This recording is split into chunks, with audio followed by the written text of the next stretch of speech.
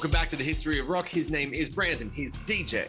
His name is Shim. He is the rock star. Class is in session. I still have Rockstar 101 in the back of my head. I didn't even blink. I noticed when I finished saying it, I was like, oh, that's rolling off the tongue quite well now. Yeah, you nailed it. And I guarantee there's people who are watching this that are saying, God, I wish they would just let that stupid thing go. That podcast is over and done with. It's still in the back of my brain, though.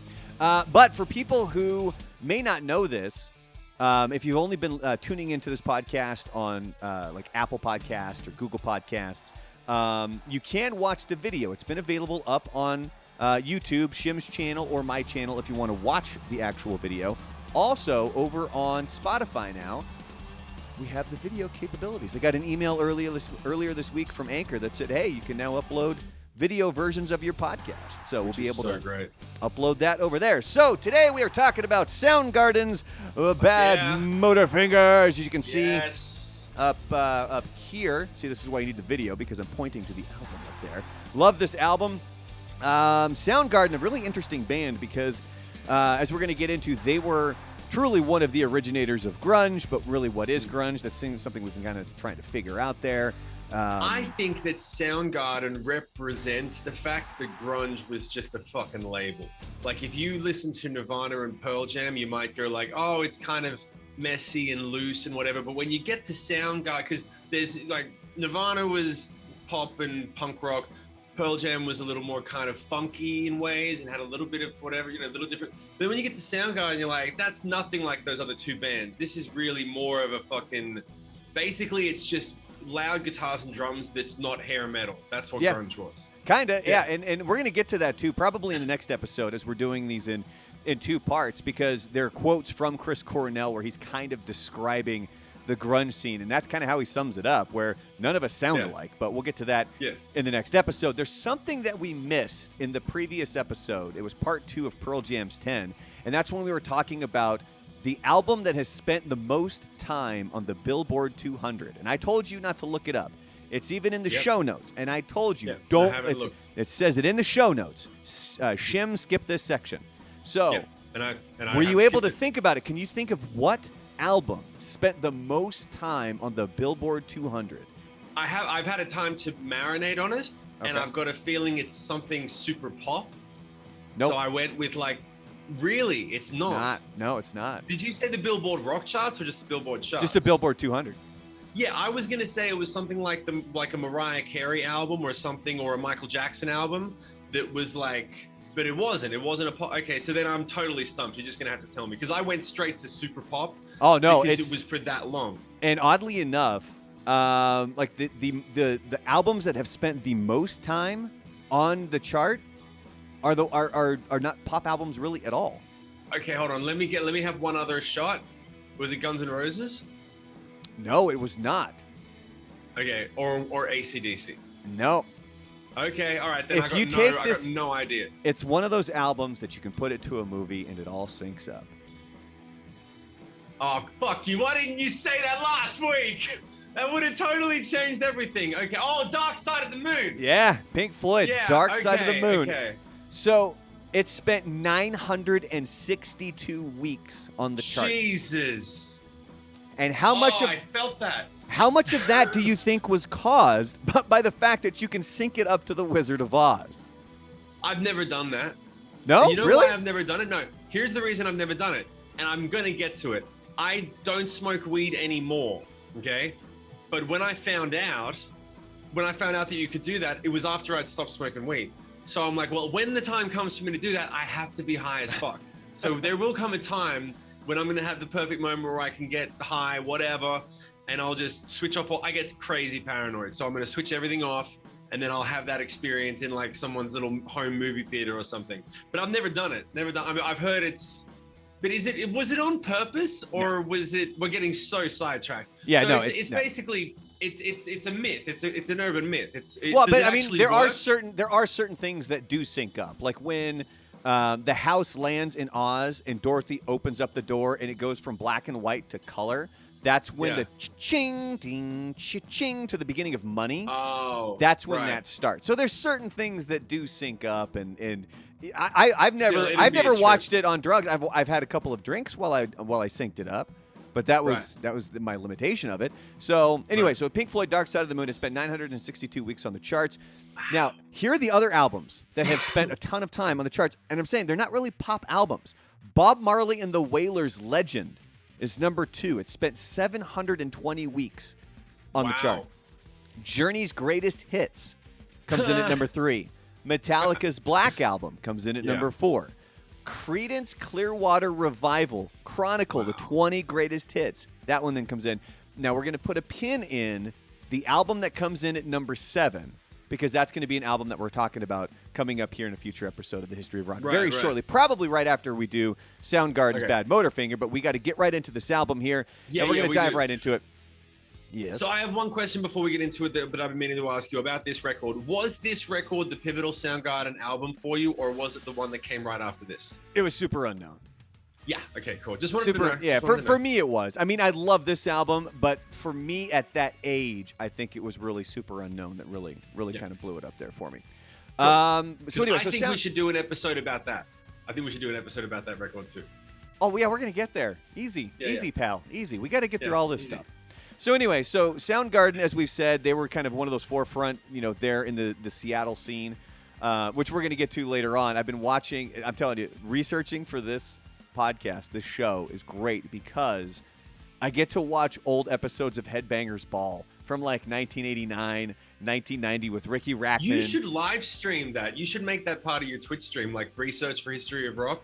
Do an hour-long stream of just doing the research. That'd be I've thought about that. You should do it. So Soundgarden, they were on that Deep Six compilation, the compilation album that was released by Sub Pop. Remember, Sub Pop was the big Seattle-based label that was really kind of creating the, quote, grunge movement. And you remember there were bands like Green River and Malfunction were on that Deep Six compilation album as well. The Melvins were, but Soundgarden was really the one that made it big. I mean, Melvins, they stuck around. Green River split off. Became Mudhoney, Mother Love Bone, Pearl Jam. Malfunction also became Mother Love Bone, Pearl Jam, like that. But Soundgarden was kind of one of those big bands. They had been around for years, even before this album was released. That's where you take the next one. Okay, that's my take the next part. Okay, cool. I wasn't sure if I was okay. Cool. So then now we're going to cut to my part, the thing that I said. The album became, so it was the biggest charting album for the band, peaking at number 39 on the Billboard 200. That doesn't sound right. What? Sounds like it should have been bigger, because it sounds like it should have been bigger. It's one thing if it debuts at 39, but peaking, but I'm probably going back to super unknown territory. Yeah. Remember, this was peaked at number 39. Thanks for making the first note that I say just a fucking stillborn. Like, there's not much to talk about with that. Well, because, I mean, I can add in a couple of other things here, because this was the albums that we talked about. Pearl Jam's 10, that really didn't even kick off until the following year. It was released in 91, but it was really 92. Yeah. But this was also, they were a little bit overshadowed by Nirvana. It obviously brought a bigger spotlight to Seattle, so eventually things started to grow. But this album, it was good, but it wasn't this huge earth-shattering album, but it really was the one that put Soundgarden on the map. Now, it was originally scheduled to be released on September 24th, 1991, but A&M Records, they pushed it back to October 8th due to, quote, production problems. That sounds like some bullshit right there, doesn't it? Well, and I'm wondering if you would like to write a song about that bullshit, because I guarantee there's been. So, what do you, coming from a musician, what do you think they meant by quote millions problems? This is the number one thing they say. There's like a production problem. It's usually problems within the band. Someone's too high. Someone's not showing up. Someone's girlfriend won't leave the fucking studio. Yeah.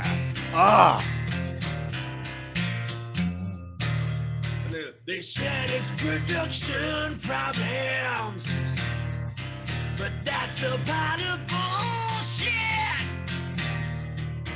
One of us was too high and had to check into rehab, so the album wasn't released on time. Yeah, that's what I'm talking about. See, this is what we didn't do. We should have been doing this with Rockstar 101, man. I love doing this stuff. All right, what's the next one there for you, buddy? Cornell said that the album was more representative. This is the thing I love about the grunge bands and stuff, is they talk about the artistry and what the music represented. as opposed to the shit that we talk about now. Said it was more representative of how the band is live. Oh, a question for me. Does that ever go through my head when writing or recording a song? Absolutely. Well, we talked about on the last one that Pearl Jam wrote 10, they recorded 10 6 weeks before they were going to go on tour. So the album was created to support a tour. The way that it worked for us was that we did our first album. The first album that we did it just to make the best record because we didn't have as much touring experience. Like after the first album, Dressed Up as Life for the Puppies, we went on tour for 2 years. So by the time we got to starting to write and record Tripolar, we knew what worked for big crowds and what didn't. We had studied all the other bands and we were like, cool. That's why Tripolar sounded the way that it did, because we went, okay, we got to have 2 songs that are the ballads for the girls, you know, 1 artsy song, and the rest have got to kick ass. The ballads, and, like Maybe? Like Maybe, and then the artsy one like White Balloons, and it was a perfect little version of it. White Balloons is a great song, by the way. Thanks, man. You White Balloons is a great... Fucking maybe it's time to change my internet provider. So we've had. Are you trying to get a sponsorship from a new internet provider? 100%. I am fucking shocked that Maybe was never put on a Geico commercial or anything. Like I was amazed. I was like, something was wrong with our representation back then that no one was able to land a fucking anyway. Have you thought about re-recording Maybe and then like pitching it? I've got it re-recorded. Oh, that was one of the ones you did re-record. Yeah, the 3. But anyway, we'll get to that stuff later. Right now, we're staying on this. Yeah. But when he said that it was more representative how the band is live, there's pros and cons because sometimes you want to hear a band that sounds like you want to hear an album that sounds perfect, that's produced. Like Motley Crue would be a good example. Their albums were produced to perfection. And they were good live, but there was a lot of times when people said, oh, it doesn't sound quite like the record because they were going for a different type of experience. Mm-hmm. So. And I can tell very definitively, because I listened to Super Unknown and Down on the Upside, just till they fucking wore out. I didn't listen to this record as much. I knew it, but I didn't listen to it as much. You can hear that this is a band that has got less studio experience and is more of a live touring band. You can hear it in the record. By the time you get to Down on the Upside, you can hear that they're so fucking sick of touring. And they're like, I don't want to write songs just for the live show anymore. I want to, you want to be a studio band and you want to try different tunings and different things and different sonics and all that stuff. So that's a better record to listen to in certain mindsets. And then this record's better to listen to when you want to feel like a live show, because this record's messy as fuck. Like nothing's tuned, nothing's, put to the grid. The drums aren't perfect with the guitars. It's just a fucking vibe. So I've done it both ways, and good bands usually do it both ways based on the song and where they are in their career, but people don't really think about that as much. They just go, oh, it's not as good as the old stuff. Well, I'm glad that you were talking about kind of how it was tuned and stuff like that, because we're actually about to get into that. Although, quick side note, this album does have my favorite Soundgarden song. Is it Jesus Christ Bros? No. Oh, don't tell me. Wait to the end. Yeah, we'll wait till the end. But it's the one when I finally got to see them live back in 2014, I think. If they didn't play this one song, I was going to be beyond upset. But they did. It was great. So anyway, there's several songs on the album that utilize alternative tunings. Rusty Cage, Searching with My Good Eye Closed, and Holy Water have the bottom E string of the guitars tuned down to B. And Mind Riot has every string tuned down to one of several octaves of E. Now, have you ever done anything similar to that? Yeah, well, I've done different tunings, but I've only ever used 3 different tunings on any of. I only write in 3 tunings, and they're all based off C because I'm not a musician. So, but when it comes to this, I remember vividly. So this is a fun story, and this is something that you would never know this, and no one would ever know this unless you're a guitar player. Well, and it drives people fucking insane. You cannot imagine how insane it drives people. When I first started learning how to play guitar, I had a piece of shit guitar and a guitar teacher that I would go to, and he didn't teach me notes on the page. He said, bring in a CD with your favorite song and I'll teach you how to play it. And it was Nirvana song and Green Day's When I Come Around and a Silverchair song. And then I got into fucking Soundgarden, and I think I wanted to learn how to play Spoon Man. And I took it in, and it's in a different tuning, and it's actually not in key. they might have been in tune with themselves, but somewhere along the way, whatever song I was learning is between the semitones. So like if you go to a piano and you push E and E sharp, there's a certain amount of space between those two notes. Their guitars were tuned right in the middle. And it might have been because when they were bouncing from tape to vinyl or whatever, it was slightly slowed down, or they might have done it on purpose. I've never figured it out, but I know there are some bands that will slow down the tape, and then that changes the pitch of the song a bit, and so it lives in between the notes. So when you're trying to learn the song, it drives you fucking insane. And then when you put on top of it, you're like, hey, I want to learn how to play, I think it was actually Black Hole Sun, which is a bent fucking song. And when you're trying to learn that, and that's in a bent up tuning, you realize, oh, these guys are using all these different tunings. And I remember my guitar teacher sitting there trying to figure out the song going, oh, this is in a different tuning, hold on. And he went to one of the 3 or 4 tunings that are standard, and it wasn't one of them. And I'd never seen a teacher get visibly frustrated. He was like, what the fuck are these guys doing? Like, how do you, and he's there with his hands trying to go, but if you go there, you can't, and then how are you supposed to get to the next, and I remember him getting really pissy. And I'm like, damn. And I just remember thinking Soundgarden's the best band in the world. They write shit you can't figure out. They're magicians, and they fucking are too. When I was listening to this record, I was like, dude, you can hear that. What's the guitar player's name again? Kim Thile. Kim, sorry, I didn't want to mix it up. You can hear that Kim's guitar playing is such a pivotal part of this band. Like, as much as Chris Cornell's voice is, and the drumming is amazing, but his guitar playing he had such a voice within his guitar playing.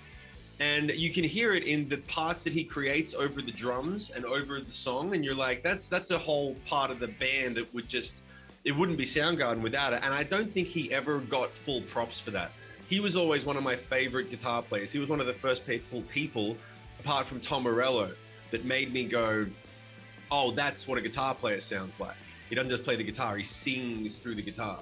Yeah, speaking of which, we did kind of skip over it here really quick as we're talking about Soundgarden's Badmotorfinger. It was released October 8th, 1991. It did have 3 singles, Jesus Christ Pose, which we'll get into later about the lyrics, what it means, and the fact that even though it was the lead single, it started to get some good airplay on MTV.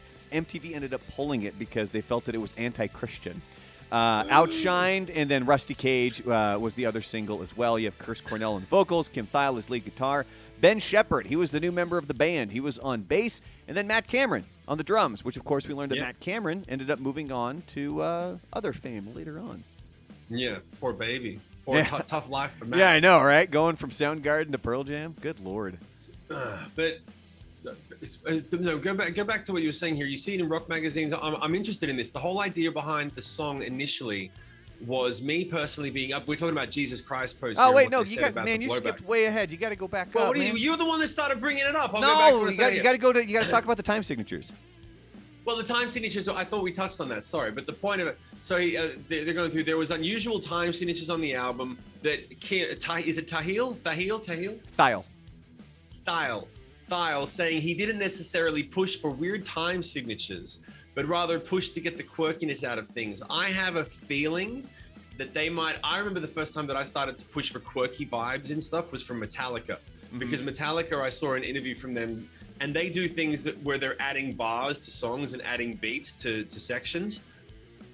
They have no idea what they're doing, and they've said it in interviews. They're like, "No, we just add things until it sounds cool." And then we go, oh, they won't see this coming. We'll do that twice before we drop back into the riff. And it's not musical. It's not coming from the musical sensibility. But that was the thing that unlocked my brain to go, oh, you can make shit sound really musical just by fucking shit up. And that's basically what he's saying here, which is what most bands do.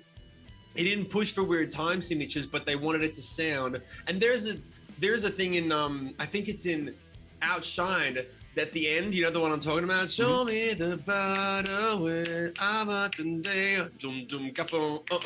and it just like, there's this one fucking beat that they add in, and I've never caught it. I've never been able to catch it because I keep following it, and I'm like, they've added in, but they actually come in on the upbeat, and I'm like, oh, fuck, it's weird. Like and I know what it's like to add those things in, because you're with the band, and you're like, no, I want to go bump, bump, bump, bump, bump, bump, in. And the band goes da, da, da, da, da, in, da, da, da, da, da, da, da, da, da, in, no, and it takes forever. to explain those fucked up little things because you're not writing it down. If you write it down and a real musician, they just go, blah, blah, blah, they figure it out. When you're trying to say it and get it out of your head, it's mind numbing. But then when you get it, I'm telling you, dude, once you get it, and then you have people come up to you and go, dude, I love that thing right before the third chorus. That's fucking great. And you're like, yeah, I know, I'm awesome. And you walk around, but you know, thank God. Yeah, you know that you're like, we just fucking screwed around until it finally worked. And then, but you act like this, like, yeah, we know. You know, but like, we know every band that does that stuff. It's the same fucking thing. It comes from the same place of just, we just want it to sound weird. We just don't want the third chorus to be the same as the first and second. So what do? And then change you just figure, and those guys were great at it.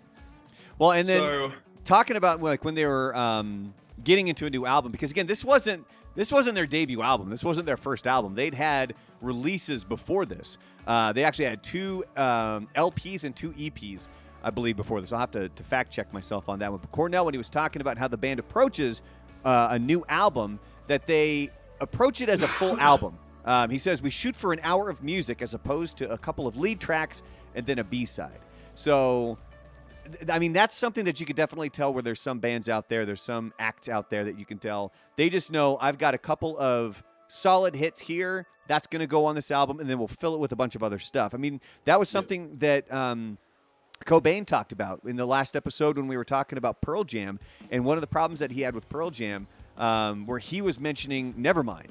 He's like, that whole album was great. I could have taken those songs, taken 2 off of that, released an album with a bunch of crap around it. 2 more songs from that album, release it later with a bunch of crap around it, and and so on and so forth. Yeah, he was so smart that he knew that he could have done that, and it really does show. See, I would have done the same thing if I had the ability to have written songs that were that good. I would have been stupid and thought, well, I've got to put everything on this record so that it has the best chance of success so that I can go to the next place. I wouldn't have had the foresight to go, well, it only needs 2 great songs. And everyone said these 2, like we've got Smells Like Teen Spirit and Come As You Are. So that's the record, bunch of shit afterwards. And then save the rest for them. I never would have had, the fact that he had the foresight and he was like, I'll be better off fucking everyone over and giving them shit music, but I'm just going to choose to be a real artist and fucking double down. And I'm like, you're a gangster. What a pimp. Well, that's like when wasn't it Prince who he had a whole backlog of songs that he'd never released and he was still under contract, so he specifically picked songs that he didn't like. He thought they sucked because he was in dispute with the label, and he's like, you know what? Fine, here's your album. And, that's exactly right. And he knew it. Like, that is a gangster move right there. Yeah. But now we're moving on to the lyrics, so you get Outshined there, my man. So for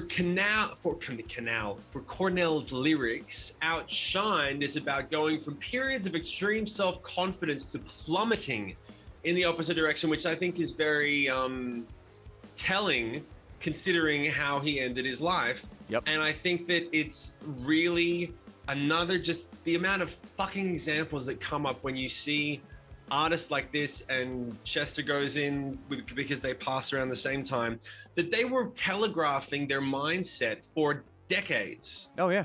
You could hear it in their lyrics that they were like, oh, this guy sounds like he's got problems.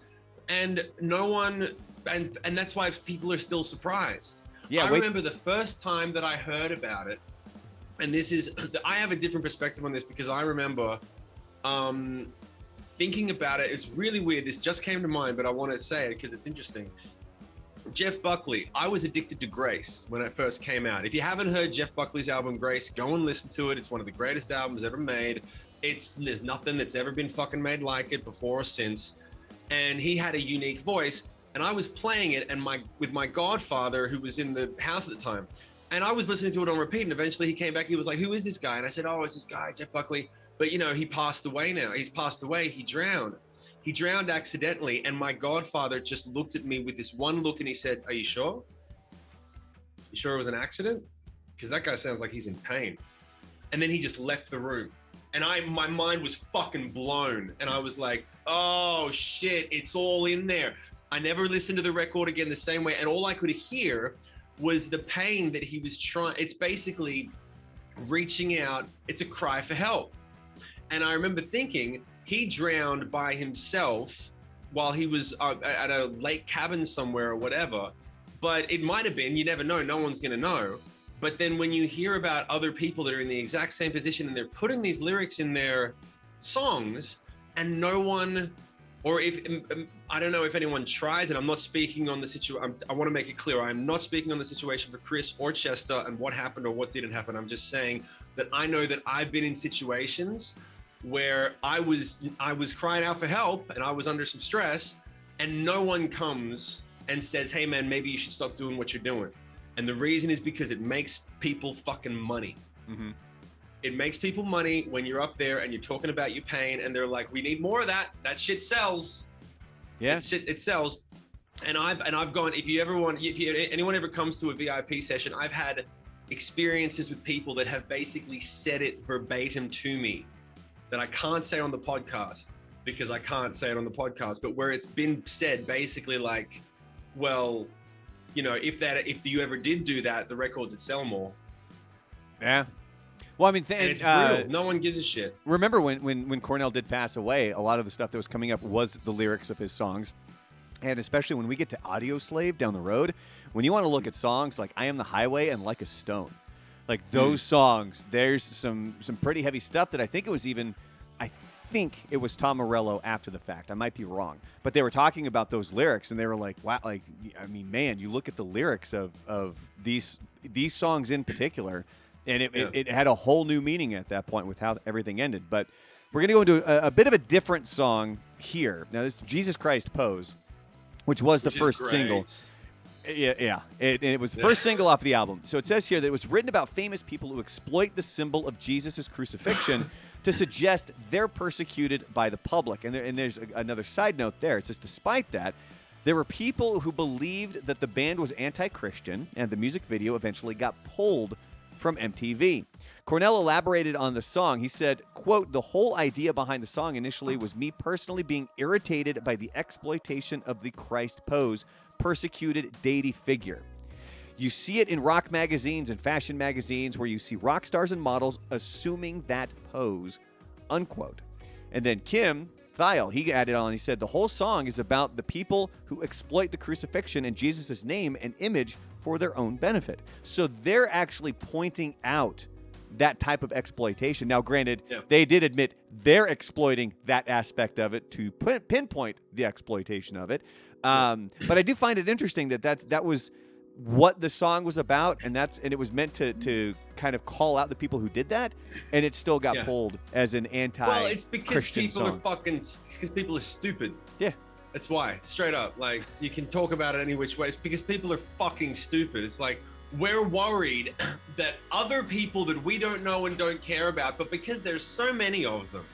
And don't get me wrong, I'm not talking about whether Christians are right or wrong. I'm talking about the fear-based decision-making that comes from someone like MTV or whatever else, where they say, we don't really care what you're trying to say. We just know that there's so many of those fucking people that if they decide to fuck us, if they want to boycott us or come after us or whatever, we don't want to risk it. So we're just going to pull your little song. It's a little too risky for us. It's like, but you've got all these other people that we're pointing out that are putting in the Jesus Christ pose in their videos. They just don't say the word Jesus Christ. So because they said the word Jesus Christ, they're fucking, and this is what drives, because it's like, so now you're going to destroy my career. You're going to destroy my career. I worked for 10 years to fucking get here. The song is dope. The message is dope. But because we did it perfectly well, and it actually finally pricks up everyone's ears and makes everyone go, oh, I'm going to listen to what this song's about. I'm going to pay attention to the message of the band, and I'm going to possibly subscribe to their belief system. And I'm going to possibly look at other things differently, which is the reason music fucking exists. Yeah, but we're a little bit worried about the commerce. Worried, there's no evidence of it. Nothing's really happening yet, but it might, maybe, if 5 other fucking things happen that we're not ready to deal with. Yank, fuck your career, fuck your choices. It's fucked. Tell me how you really feel. Like, make sure you hold back a little bit there. I just fucking hate it. I'm like, it's the reason music sucks now. Yeah? It's the reason that so much music comes out. There's some great music coming out. There's some great bands coming out. But you and I both know, and I'm talking to the audience right now, you and I both know there's a bunch of fucking music that everyone looks at and goes, why is that getting shoved onto my playlist? You know what I mean? You know, the interesting thing. Bands, but there's a lot of other shit that ain't. And the interesting thing, and again, we're kind of getting sidetracked here a little bit, as we got to start counting down to the end of this episode, but whatever. So the interesting thing is, like, when you work in radio, you have to sign payola, plugola paperwork. So it's essentially saying that if I know that I'm going to go be up on stage doing stage announcements and I have a local like pot shop or something or like some CBD store, they're like, hey, wear my shirt up on stage and I'll kick you some cash. We're not allowed to do that. Remember the whole one of the big stories from like 98, 99 was Limp Bizkit paying for airtime for Counterfeit. On KUFO, the local rock station that I listened to growing up. And I remember I worked with Al Scott. He's now the program director in Eugene, Oregon for KNRQ. And he would tell me the stories. He's like, I remember sitting in the meetings with the record reps. I remember sitting in the meetings with the lawyers. He goes, and we did everything by the book. And when people tried to claim that we did this, bullshit, we did not. And so he's got the whole story. Can you explain what happened? Because it's really fucking interesting. Just for a second. Correct me if I'm wrong. Let me give the 30-second version, and then you correct me, because it'll be quicker. And also, I want to. If I can, because I don't remember all the details, so I don't want to speak out of turn. I'll explain to people that don't understand how music and radio works. For decades, the way that things got played on the radio. Band makes record for record label. Label takes album to radio with $10,000 envelope and says, you'll be playing this month. Don't forget the cocaine. And they would play it. Or cocaine. Yeah. But that's payola. Yeah. And then they realized that's a corrupt system. We're going to change it. So they they changed it up, and there's a whole fucking gray area that exists now that's actually legally. But the point is that Limp Bizkit found a way around it by saying, cool, we're not going to pay you to play the song. We're going to pay you for an advertising slot. And the advertising slot was the fucking song. Yep. So it was basically a way around, but it was the same fucking thing. And Limp Bizkit just smacked the whole radio industry with a massive dick and said, eat it. Yeah. You wrote the rules and we fucking played by your rules, and they couldn't do anything. And then they had to change the rules, but Limp Bizkit got to exploit it, and they got the story, which is all that fucking matters. Well, and then the interesting thing is radio has since cracked down on that, or been cracked down on. But then when you go look, they just call it something else. Well, no, but hold on, because what eventually happens as well now, you have Spotify and streaming services and things like that. They don't fall under the same rule sets. They can still do that straight up. Hey, here's a big old bag of cash. Make sure that you give this song priority. Like, you'll notice if you're on Pandora or Spotify or something, and you like, one of the things I really like doing on Spotify is I will go to Soundgarden or any of the bands that I like, or Tool or something like that, and you go to Tool Radio. So it has Tool songs, but then a bunch of other songs that people have liked that are very similar to Tool. Like, it keeps you within the genre, and it generally does a pretty good job. But I remember when I first started doing that with Pandora back in the day, the same songs kept popping up. And that's because they were specifically promoting those songs, something that radio broadcasting is, quote, not allowed to do. But anyway, we got to hurry this up here. So the next one, Holy Water. Yeah. Holy Water. Okay, what? Holy Water was written about people who force their beliefs onto others, just like MTV was doing when they pulled that song, Jesus Christ Goes. Anyway, go on. Wait, bookend that, baby. All right, New Damage. The song on Badmotorfinger subtly criticizes the right-wing government of the United States. Now, if we know that it's criticizing it, is it really subtle? No, it's not subtle. The band ain't subtle. And it's Thale. The way that I have heard him say it, it's like tile, except it's with a TH, so it's Thale. All right. Wrote the lyrics for Room 1,000 Years Wide, and it's about experience in general. That's a bit broad. You think? But he used a wah pedal as an audio filter, which created an unusual guitar sound, producing a guitar riff that almost sounds backwards. So, and I listened to this. I think it sounds like a trumpet. Do you know the bit that they're talking about? I think they're talking about the bit at the end, right? I think so. This is what I want to do. Everyone who's listening now, go to, and it'll take you 30 seconds, okay? Just stop, don't judge. I'm not. All right, I'm having fun. Track 8 on Soundgarden's, what the fuck is the Badmotorfinger? I went to say Super Unknown. Track 8. Room 1,000 Years Wide. It's called Room 1,000 Years Wide. The last 30 seconds has an instrument in it that apparently might be a guitar through a wah pedal type thing. Go and listen to it and write in the comments section. Is it a guitar through a fucked up pedal, or is it a trumpet or a clarinet or something? Because it sounds like a trumpet or something. It sounds really like... Sing a damn song about it. I can't. I'm trying to think of, like... I can't do anything about that one. The guitar riff sounds back. Oh yeah. Okay, I'll write a song that sounds back like that. Ready? Yeah, yes, yeah. That's what it sounds like backwards, right? So in case you're ever wondering what Shim, now what's going to be interesting is that people are going to go through, and the conspiracy theorists, they're going to start rewinding that thing, and they're going to play it backwards just to make sure, like, whatever it is that you were saying right there. All I did was say Jesus Christ pose, Jesus Christ pose, Jesus Christ pose. 3 times. Play it backwards. Go for it. All right, as we're wrapping up this album here, the artwork that was actually drawn by Mark Dancy, who was a guitarist for the band Big Chief, which was one of Sub Pop's bands. Of course, Sub Pop, that's going to be a recurring theme as long as we're talking about grunge here, and especially the really early 90s, like 91, 92, 93. Sub Pop was a major force in all of that. And the name of the album was suggested by Thyle, thank you, as a joke on the Montrose song Bad Motor Scooter, which I don't understand that reference whatsoever. But what is Badmotorfinger supposed to mean? I don't know, but do you know what's in the very middle of the album? So like if you're watching the video here, you can see how it's kind of got, it almost looks like M's kind of circling around, and then you have the triangle there. In the very middle of it, it's a spark plug. Is it a finger? No, it's a spark plug. Is a spark plug? Yeah. See, here's the thing that bugs me. Super Unknown is a great album title. It's such a great album title.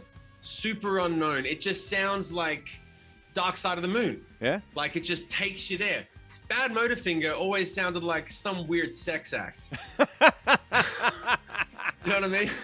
Hold on, I gotta make a note of that. There's our clip. Sex act. At the History of Rock podcast, I was about to say 101. At the History of Rock podcast, which albums are closest related to nasty sexual endeavors? Ooh, there would be. Yeah, we'll have to dive down that here. There you go. Anyway, what's I next? had to cut. No, I'm sorry. I had a really bad thought pop into my head, and I'm not going to say it, so I'll keep that one to myself for now. But we do need to wrap up this episode. All right, we're going to be diving. We're going to come back to this. We're going to come back to this in the following episode. We're going to have part 2. Yep, we're going to talk about new member of the band. We're going to dive even more into the Headbangers Ball, that stuff that I was watching the clips of, and the major tour that Soundgarden, or not even just tour, just like how much they hit the road and all the different things that they did. We're going to get into the reviews of the band. I really liked when we were able to find the negative reviews of Pearl Jam's 10, because now 30 years later, they just seem silly to us. This one was really well received. Badmotorfinger, it was tough finding anybody saying anything negative about it. Now, if for any reason you've been able to find something like that, if you've been able to find an original review that was really negative or something like that, you can hit us up on our social medias for Shim or myself. You can help us out there. I think that would be great. But we're going to get into all that stuff in the next episode at The Real Brandalorian for me, or just find Shim on any of his social medias as well. But on that note, let's wrap this one up, Shim.